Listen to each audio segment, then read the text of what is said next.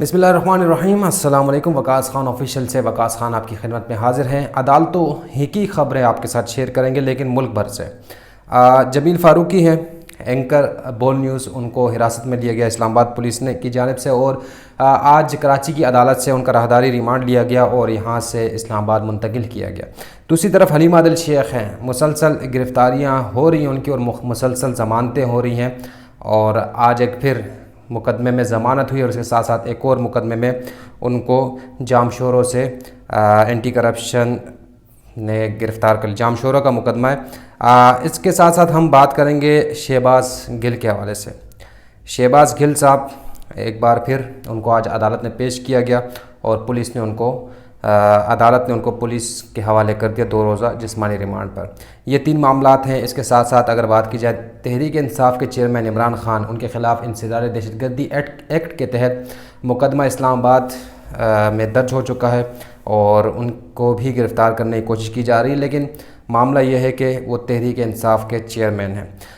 मामलात कुछ यूँ हैं कि सबसे पहले तो मैं थोड़ा आपको ब्रीफली बता दूं कि इस तरह क्यों होता है कि जब भी कोई नई जमात इक़्तिदार में आती है तो वो उससे गुज़िश्ता जो जमात होती है, जो इक़्तिदार छोड़ के जा चुकी होती है या जिसको माज़ूल किया जाता है, उसके ख़िलाफ़ मुकदमात कायम कर दिए जाते हैं, चाहे डिक्टेटरशिप हो चाहे जमहूरी दौर हो।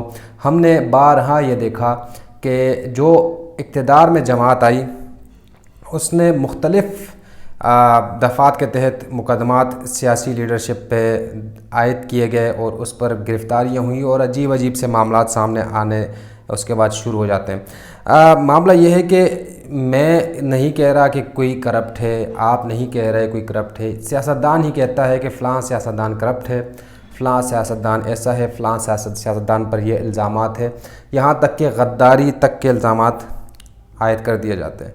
ज़ाहिर सी बात है, इस मुल्क में रहने वाला कोई भी शहरी इस मुल्क के साथ गद्दारी करने का सोच भी नहीं सकता। सबको इस मुल्क से प्यार है, लेकिन इतने संगीन नोयत के इल्ज़ामात लगाने की वजूहात क्या है?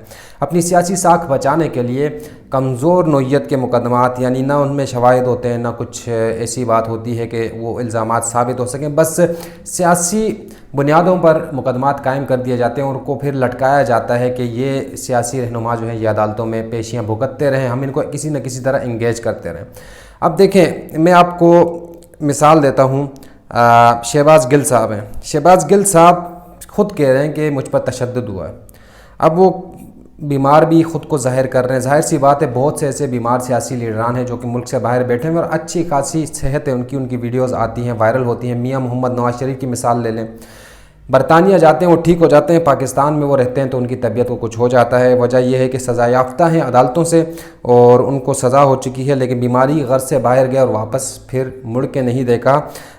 सवाल ये भी पैदा होता है कि क्या पाकिस्तान में आपने इस तरह का इलाज अभी तक मैसर नहीं किया कि जिससे आप इलाज कर सकें, और आपको इलाज के लिए बाहर की ज़रूरत क्यों पेश आती है? इतने यानी कई बार आप वज़राए आज़म रहे, आप कई बार आला नशिस्तों पर फाइज रहे, उसके बावजूद आप उस तरह का इलाज मुआलजे की सहूलियात फराहम करने में नाकाम रहे मादरत के साथ, कि लोग उससे मुस्तफ़ीद हो सकें। लेकिन चलें ठीक है, आप बीमार थे। अब जब शहबाज गिल साहब कहते हैं कि वो बीमार हैं तो हो सकता है वो बीमार हों, इसमें कोई इंसान है, इंसान के साथ बीमारियां लगी रहती हैं, लेकिन जिस तरह उनकी तज़हीक की जाती है, जिस तरह जलील किया जाता है, वो गलत बात है। आज अदालत में वो पेश हुए, उनका कुछ कहना था, आपके साथ शेयर करूँगा। ज़बरदस्ती मेरी शेव की गई, यानी उनकी शेव ज़बरदस्ती की गई। इन्हें मालूम नहीं था मैं क्लीन शेव हूँ, ठीक है, इन्हें मालूम नहीं था मैं क्लीन शेव, मेरे चेहरे पर बाल पड़े हुए हैं, शहबाज गिल ने अदालत में बताया। और शहबाज गिल ने यह कहा कि मुझे ऐसी जगह लेकर जाए जहाँ टॉर्चर न किया जा सके, जहाँ मुझे टॉर्चर न, भले जेल भेज दें, ये शहबाज गिल ने अदालत में कहा। कहते हैं मैं दमा का मरीज़ हूँ। अब दमा के वो मरीज़ हैं, मैंने कभी नहीं कहा कि मरने लगा हूँ। इसके साथ शहबाज गिल का ये कहना था कि आपको यह सोचना है कि मुझे ज़िंदा देखना है या मुर्दा। इसके साथ साथ मुझे पिम्स के डॉक्टर्स पर एतमाद नहीं। हल्फन कहता हूँ कि 5 रोज़ से नहीं नहाया शहबाज गिल। अब ये मामलात हैं। दूसरी तरफ अगर बात की जाए ये बोल न्यूज़ के एंकर जमील फ़ारूकी, ان کو بھی حراست میں لیا آج، اور ان کا ایک ویڈیو بیان آیا کراچی ایئرپورٹ سے، اور روتے ہوئے انہوں نے بیان دیا فیصل خان کو، جو کہ بول نیوز کے سے وابستہ ہے۔ انہوں نے کہا کہ مجھے ننگا کیا گیا، مجھے ننگا کر کے مارا گیا۔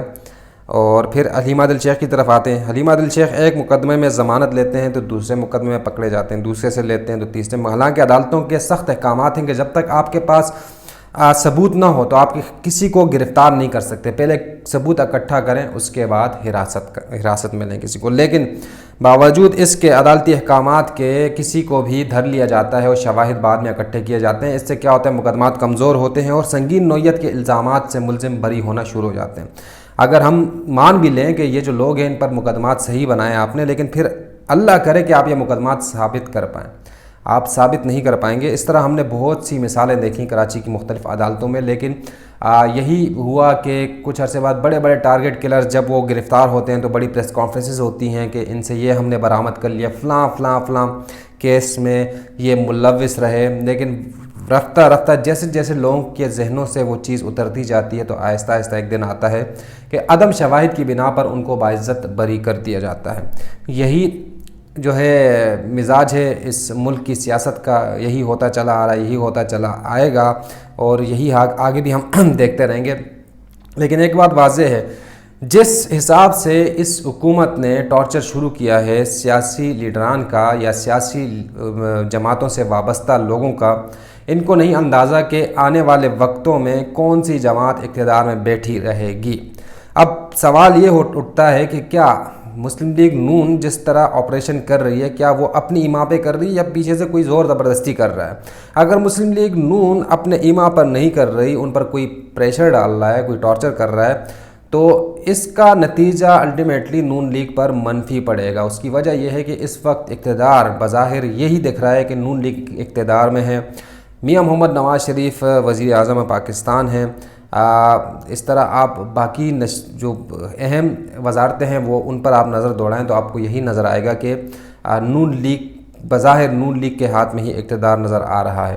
لیکن اس کے باوجود اگر نون لیگ ایسا کر رہی ہے تو کل کلاں کو کوئی نئی جماعت حکومت میں آئے گی، کوئی نئی جماعت اقتدار میں آئے گی، اور اگر اس نے بھی ایسے ہی عمل کیا تو پھر کیا ہوگا؟ ہم یہ نہیں کہتے کہ یہ پہلی بار ہو رہا ہے، یہ اس سے پہلے بھی ہوتا رہا، اس سے پہلے بھی ہوتا رہا، اور یہ پاکستان کی سیاسی تاریخ اس مزاج سے، اس طرح سے اعمال سے بھری پڑی ہے۔ ہم کتابیں لکھتے لکھتے تھک جائیں گے، لیکن آپ کو ہر صفحے پر ایسی سیاہی سے لکھے ہوئے الفاظ آپ کو ملیں گے۔ لیکن کیا کریں کہ اس ملک کا مزاج نہیں بدل رہا۔ ہم وہ سوچ ہی نہیں رہے کہ ہم نے ملک کو ترقی کی پٹری پر گامزن کرنا ہے، ہم صرف یہ سوچتے ہیں کہ ہم نے اگلی بار اقتدار میں کس طرح آنا ہے، ہم نے جو جماعت اقتدار سے چلی گئی اس کو کتنا گندا کرنا ہے تاکہ لوگ اس سے بدظن ہو جائیں، ہم نے ایسا کیا کرنا ہے کہ لوگ جو ہیں ایک سیاسی شخصیت سے متنفر ہو جائیں۔ ہمارا ساری کی ساری قوت جو ہے اسی سوچ، اسی مزاج کے ساتھ لگی رہتی ہے، اور ملک اپنی ترقی پر جو گامزن ہوتا ہے یا ہونے والا ہوتا ہے وہ اس ٹریک سے الگ ہو کر تنزلی کی ٹریک پر گامزن ہو جاتا ہے۔ تو ہماری سنجیدگی کا عالم یہ ہے کہ ہم سنجیدہ نہیں ہیں ملک کو آگے بڑھانے کے لیے، ہم صرف اور صرف سیاسی انتقام کے لیے اقتدار میں آتے ہیں، اپنے جو معاملات ہیں، اپنے لیے، اپنے ذاتی، اپنے خاندان کے لیے، اپنی جماعت کے لیے جو بھی سہولیات ہوتی ہیں وہ اکٹھی کر کے ہم رخصت ہو جاتے ہیں۔ اس کے بعد ہم انتظار کرتے ہیں جو سہولیات،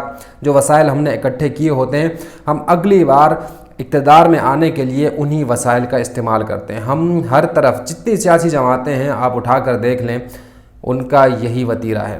پاکستان تحریک انصاف کا معاملہ کچھ الگ اس طرح ہے کہ پاکستان تحریک انصاف اس وقت پاکستان کی بہت بڑی جماعت ابھر کر آ رہی۔ گزشتہ روز کراچی NA 245 مرحوم عامر لیاقت حسین کی خالی ہونے والی نشست ایک بار پھر PTI نے اپنے نام کی، نہ صرف اپنے نام کی کہ اتنا مارجن لیا کہ سب کو چکنا کر دیا کہ بھی دیکھ لو ہم ابھی زندہ ہیں، اور نہ صرف زندہ ہیں، اس قوت کے ساتھ زندہ ہیں کہ بڑے مارجن سے ہم سیٹیں جیتیں گے۔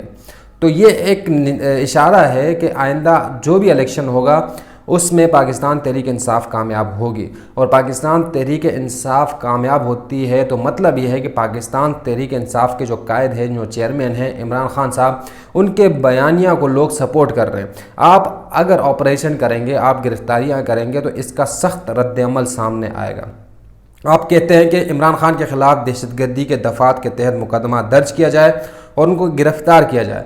آپ اگر گرفتار کریں گے، یہ لاکھوں کروڑوں جو پی ٹی آئی کے سپورٹرز ہیں یہ سڑکوں پر ضرور آئیں گے۔ ان کی وجہ یہ ہے کہ کچھ جو اکثریت ہے اس ملک کی، جو کہ پی ٹی آئی کی صورت میں ابھر کر سامنے آئی ہے، وہ یہ سمجھتی ہے، ان کا یہ ماننا ہے کہ عمران خان ہی ایک واحد قائد ہے اس ملک کا، ایک واحد لیڈر ہے اس ملک کا، جو اس ملک کو بحرانوں سے نکال سکتا ہے۔ یہ ان کی سوچ ہے۔ جب ان کی سوچ ایسی ہوگی اور وہ چاہتے ہیں کہ یہ ملک ترقی کرے، ترقی کے جو سیڑھیاں ہیں ان کو وقتاً فوقتاً طے کرتا ہوا آگے بڑھے، اور اس خطے میں جتنے ترقی یافتہ ممالک ہیں ان کی فہرست میں جا کر کھڑا ہو جائے، تو ان کا سوچنا یہ ہے کہ یہ عمران خان ہی کر سکتا ہے جو خطے میں پاکستان کو ترقی یافتہ ممالک کی فہرست میں کھڑا کر سکتا ہے۔ اگر آپ ان کے قائد کے ساتھ ایسا کچھ کریں گے تو ظاہر سی بات ہے ریئیکشن آئے گا۔ ہم یہ نہیں کہتے کہ کوئی اگر غلط کرتا ہے آپ اس کے خلاف کارروائی نہ کریں، ہم یہ ضرور کہیں گے، البتہ ہم یہ ضرور کہیں گے کہ آپ کارروائی کریں، لیکن آپ مقدمات وہ بنائیں جو مقدمات ٹھوس شواہد کی بنیاد پر ہوں۔ ہم یہ چاہتے ہیں، پاکستانی یہ چاہتے ہیں کہ جو بھی الزامات لگیں، آپ کے پاس شواہد موجود ہوں، آپ مقدمہ بنائیں، آپ گرفتاری کریں شواہد کے بعد، اور آپ اس کے بعد ثابت کریں۔ اور ہم یہ چاہتے ہیں جتنے بھی ملزم ہیں، جتنے بھی اس ملک میں کرائم کرنے والے لوگ ہیں، ان کے خلاف مقدمات ثابت ہوں، اور فری اینڈ فیئر ٹرائل کے بعد ان کو سزائیں ہوں، اور اس ملک میں ترقی جو ہے وہ تیزی سے آئے۔ اس ملک کا سب سے بڑا المیہ یہ ہے کہ اس ملک میں اب تک یعنی جتنے بھی طاقتور لوگ ہیں ان کو سزائیں نہیں ہو رہی ہیں۔ کمزور طبقے کو سزائیں ہو جاتی ہیں، لیکن طاقتور انسان کو سزائیں یا تو ہوتی نہیں، اگر ہو جاتی ہیں تو اتنی کم ہوتی ہیں کہ وہ ٹرائل میں جا کر، آگے اپیل میں جا کر وہ اپنے آپ کو چھڑا لیتے ہیں۔ تو یہ ایک شکنجے میں یہ قوم پھنسی ہوئی ہے۔ اس شکنجے سے نکالنے کی ایک امید جو پی ٹی آئی کے فالوورز ہیں وہ سمجھتے ہیں کہ عمران خان ان کے لیے ایک امید ہے، تو انہوں نے اندھی تقلید کرنی ہے اپنے قائد کی۔ اگر ان کے قائد کو خدا نخواستہ کچھ ہوتا ہے تو اس ملک میں ایک بہت بڑا سیاسی بحران جنم لے گا۔ یہ لوگ سڑکوں پر نکل آئیں گے، اور جب عوام کا جمع غفیر سڑکوں پر نکلتا ہے تو اس وقت پھر ان کو کنٹرول کرنا ناممکن ہو جاتا ہے۔ اس کی وجہ یہ ہے کہ عوام پھر صرف اور صرف اپنا حق لینا جانتی ہے۔ وہ یہ نہیں جانتے کہ یہ وسائل ہمارے اپنے ہیں، ہمارے خلاف پولیس ہے یا جو بھی ہے، لیکن وہ اپنا حق لینے کے لیے میدان میں نظر آئیں گے آپ کو۔ تو لہٰذا جتنے بھی میں نے آپ کو 3 مقدمات کا حوالہ دیا، یہ مقدمات ایسے ہیں کہ ان مقدمات کا کوئی سر پیر نہیں ہے۔ یہ مقدمات ثابت کرنا بہت مشکل ہیں۔ اگر آپ ثابت نہیں کر پائیں گے تو آپ اتنا بھونچال اس وقت کیوں برپا کر رہے ہیں، جبکہ ملک کو اس وقت ترقی کی راہ پر گامزن کرنے کی ضرورت ہے۔ آپ ایک سیاسی بحران کو جنم دے رہے ہیں جس سے اس ملک کو نقصان ہوگا۔ آپ ایک ایسا ماحول بنانا چاہ رہے ہیں جس سے اس ملک میں اکثریت جس جماعت کے ساتھ ہیں وہ جو ہے بیتاب ہوں گی، اور وہ اس کے بعد ایکشن میں نظر آئیں گے۔ لہٰذا یہ آج کا میرا اس 3 جو مختلف مقدمات تھے مختلف نوعیت کے، ان پر تجزیہ تھا۔ اپنا جو ہے آپ اس بارے میں کیا کہتے ہیں، اپنی قیمتی رائے سے آگاہ کیجیے گا کمنٹ سیکشن میں۔ تجزیات جو ہے آپ کے سامنے تجزیے رکھتے رہیں گے اور آپ کی رائے جانتے رہیں گے۔ ملک کی مختلف عدالتوں کے حوالے سے میں نے سوچا کہ آپ کے ساتھ ڈسکس کرتا چلوں۔ اس کے ساتھ ساتھ جو بھی اپڈیٹ ہوگی آپ کے ساتھ رکھتے رہیں گے۔ جس کیس کا آپ متمنی ہوتے ہیں، انتظار کر رہے ہوتے ہیں، اس کی بھی اپڈیٹ جب آئے گی انشاءاللہ آپ کے سامنے رکھتے رہیں گے۔ اور اپنی رائے سے اور جو بھی آپ نے سننا ہو، یا آپ ہم سے یا مجھ سے کیا چاہتے ہیں، میں کیا چیز آپ کے سامنے لے کر آؤں، کمنٹ سیکشن میں ضرور مجھے مینشن کریں، اور میں آپ کے کمنٹس کا جواب بھی دوں گا، اور آپ جو چاہتے ہیں انشاءاللہ وہ سامنے ضرور لے کر آؤں گا۔ اپنا بہت سارا خیال رکھیے گا، میرا چینل سبسکرائب کیجئے، بیل کا آئیکن دبانا نہ بھولیے گا، اور معلومات پسند آئیں تو شیئر ضرور کیجیے گا۔ آخر میں یہ بتاتا چلوں کہ یہ جو باتیں میں کر رہا ہوں، میں جو ہے میری اپنی کوئی خواہش نہیں ہے، میری اپنی اس میں کوئی، میں وہ بات کر رہا ہوں جو میں مختلف مقامات سے پڑھ کر مختلف انفارمیشن کلیکٹ کر کے اس کے بعد میں آگے رکھ رہا ہوں، اور اپنا تجربہ جو ہے وہ سب کے سامنے شیئر کر رہا ہوں۔ کیونکہ کراچی میں اس سے پہلے 462 ارب ایک کرپشن ریفرنس ہے ڈاکٹر عاصم حسین کے خلاف، لیکن اس ریفرنس میں 462 ارب بہت بڑی رقم ہوتی ہے۔ الزامات لگے اس دور میں بھی، بڑے رینجرز کا آپریشن ہوا، گرفتاریاں ہوئے، 90 روز کے لیے لوگ جو ہیں وہ تحویل میں رہے، لیکن اس ریفرنس کو اگر آپ دیکھیں تو اس ریفرنس میں کچھ نہیں ہو سکتا۔ ہونا یہ چاہیے تھا کہ آپ اتنے بڑے بڑے الزامات تو لگا رہے ہیں، لیکن آپ کے ہاتھ بھی تو کچھ آنا چاہیے۔ آپ کے ہاتھ میں کچھ نہیں آ رہا۔ اس کی وجہ یہ ہے کہ کمزور مقدمات بنائے جا رہے ہیں، شواہد نہیں ہیں، مقدمہ بنا دیا جاتا ہے اور وہ پھر ایسے جیسے جتنی تیزی سے بنتا ہے اتنی تیزی سے وہ ختم ہو جاتا ہے۔ میں صرف یہ بات بتانا چاہ رہا ہوں کہ کوئی اگر ملزم ہے، کسی بدفعلی میں، کسی بھی جرم میں ملوث پایا گیا ہے، تو اس کے خلاف اتنے شواہد اکٹھے کیے جائیں تاکہ کل کو کیس ثابت کرنا آسان ہو۔ ایسا نہ ہو کہ آپ جلد بازی میں کیس بنا دیں اور وہ کیس ایسا بگڑ جائے کہ اس ملک میں انصاف ڈھونڈنا، انصاف کے متلاشی جو ہے وہ ایک بار پھر مایوس ہو جائے۔ اپنا خیال رکھیے گا۔ وقاص خان کو اجازت دیجیے۔